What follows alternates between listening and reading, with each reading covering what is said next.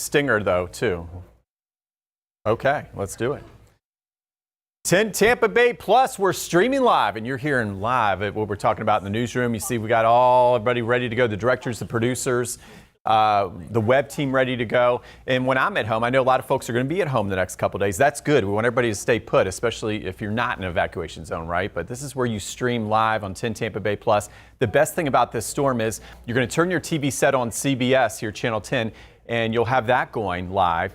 And then we'll have these updates coming live as well. So when we get the new information in, you can count on us being there for you, because when the weather's worst, we put you first. And yeah, I've got a family myself, and I'm making sure my daughter's home safely today from Gainesville, making sure everybody's doing those last minute preparations, tidying up the yard, getting everything done today, because as we head into late tonight, things will change. Let's look at the very latest. Okay, this is the 8 a.m. advisory from the National Hurricane Center.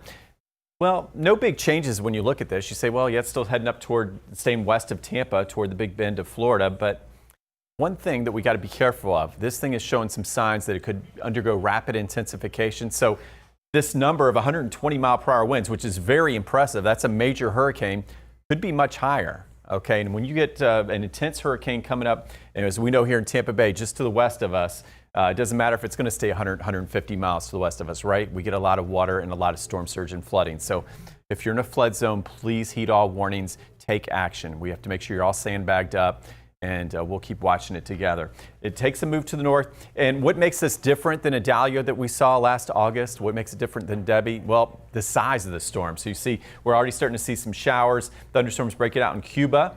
Okay, up to the Florida Keys. We'll start to see some of these bands fill in as we head through the afternoon.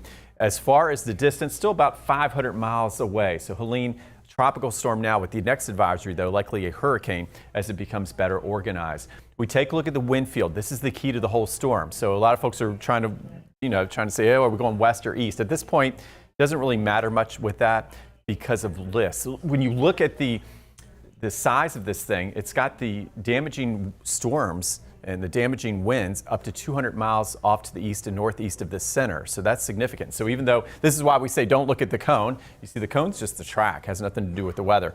The weather where we can see the power outages, the downed trees, the isolated tornadoes is in the yellow. Look at that. That's for the whole state of Florida, right? So cone way out here, all of your impacts throughout all of our viewing area, all the way to the east coast of Florida, up into Georgia. So check on all your friends, even if you have friends in Jacksonville, out toward Melbourne, the east coast of Florida. And you can see the landfall would be later tomorrow night as a major hurricane. Now, as we look at the overall picture, here's what we got on Futurecast. This is one of our latest models, our graph model here, and it's winding up, showing that intense organization and maybe some rapid intensification as we head through the day tomorrow. So tomorrow into Thursday morning, seeing some heavier bands of rain moving our way. So as we go through Thursday, the key is this. I think our most significant impacts will be in the afternoon and Thursday night.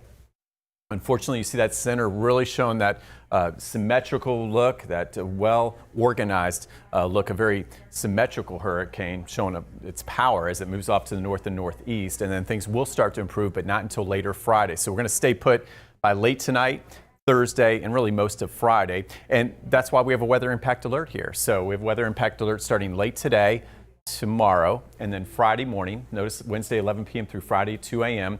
The big things we're watching, and leads the list, easy to see, storm surge, right? I showed you the size of that, so it's going to push all of that water toward the coastline. And with those gusty winds of 50 to 70 miles per hour, that water is going to have nowhere to go. So that's where we're going to get some of that flooding.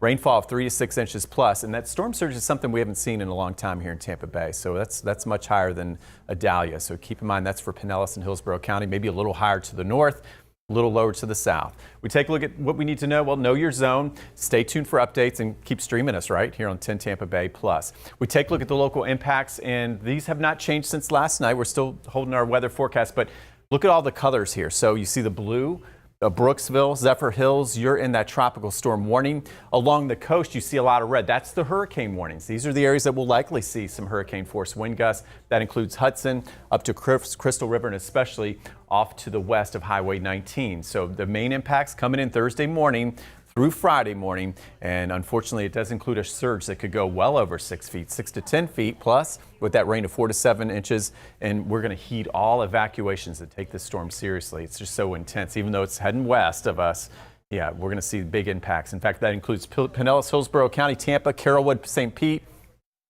I know we've been through the ringer. We've been through a lot over the last year with the couple of storms. We've had Idalia, we've had Debbie, we've had flooding, tornadoes. Well, this one, yeah, unfortunately, we've got big impacts again that include most of the impacts between 4 a.m. tonight to 6 a.m. Friday. 45 to 65 mile per hour winds, and can't rule out those tornadoes that we normally see with these systems, especially as we head into the day Thursday afternoon and Thursday night. Travel not advised, right? Okay, so to the south, yeah, Sarasota, Lakewood Ranch, Venice, hoping for a break. It doesn't look like much of a break. We're still seeing big impacts of some damaging wind gusts, rain of 2 to 4 inches, a surge of 3 to 5 feet.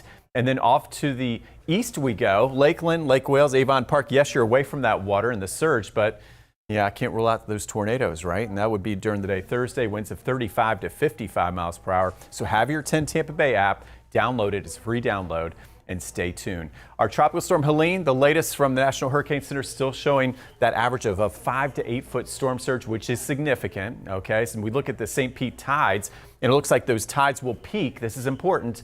Here's your tides peaking right between 11 p.m. tonight, tomorrow night, and 2 a.m. Friday. So tonight, again, watching some bands of rain coming our way. There's Wednesday. We go into Thursday morning. There's a high tide. And then what happens is the winds will start to switch out of the west and southwest, and that'll bring in a lot of water and storm surge. That's 11 p.m. on Thursday night through 2 a.m. on Friday with that 5 to 8 foot surge for many of us. So just keep that in mind. We take a look at a live look around. This is the day to finish those preps and storm preps and finish those errands, get the kids home safely. We've got a few high clouds coming in and streaming in ahead of our storm system. Port Richey, it's a beautiful shot of the American flag. We'll start to see those winds start to kick up a bit out of the east-southeast today. At times 10 to 20 miles per hour. I think our best chance of rain this afternoon with some of those first bands of rain would be late day into this evening. A low severe weather threat today. I think that would hold off until that storm comes a little closer. We just saw that's a good 500 miles away still.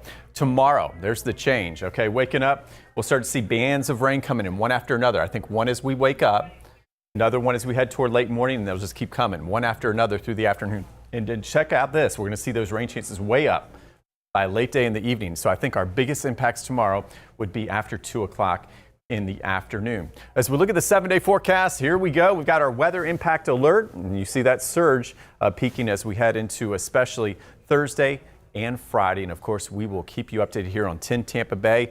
Plus, keep streaming and we'll keep you updated. Stay safe.